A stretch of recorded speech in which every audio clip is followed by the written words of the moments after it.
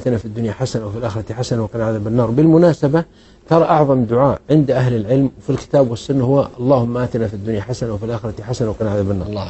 وفي القرآن يعني هو لفظه ربنا آتنا في الدنيا حسنة وفي الآخرة حسنة وقنا عذاب النار. هذا الدعاء لا تنساه دائما، خله معك لأنه يصلح للدنيا وللآخرة وصلاح المال بس نقدر نعرف المشاهدين ما هي آتنا في الدنيا حسنة وفي الآخرة حسنة؟ ما هي حسنة الدنيا وحسنة حسنة الآخرة؟ فسرها العلم ربنا آتنا في الدنيا حسنة وفي الآخرة حسنة. قال العلماء اللهم آتنا في الدنيا حسنة جعلها مفردة نكرة لتشمل الجميع: الرزق الحلال، الذرية الطيبة، الصحة، العافية، المجد الدنيوي الذي فيه ذكر حسن، يعني الأثر الطيب، حسن الخلق، كلها تدخل في حسنة الدنيا. كل شيء جميل في حسنة الدنيا. لأن حتى ندعي ونعرف. يا سلام. نعم. حسنة الآخرة الجنة رضوان الباري سبحانه وتعالى، جواره في الفردوس الأعلى. فهذا الحديث شامل لكل الأدعية، ولا تتركه هذا وكرره 3 دائما، لأنه يدفع عنك البأساء ويجلب لك النعماء بإذن الله، وهو شامل للدنيا وللآخرة. ثم إنه في القرآن وفي كلامه عليه الصلاة والسلام.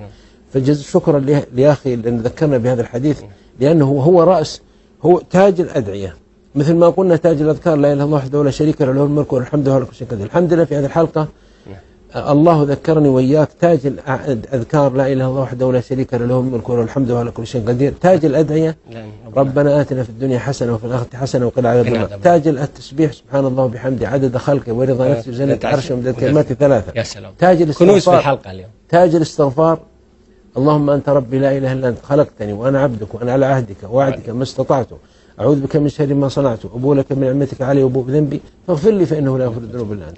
ربنا آتنا في الدنيا حسنة وفي الآخرة حسنة وقنا عذاب النار. هل تجد دلالة أن قنا عذاب النار هو إذا أخذ حسنة الآخرة بالتأكيد لن يذهب إلى النار؟ لا تأكيدا، لأنه بعض الموحدين يدخل النار ثم يدخل الجنة.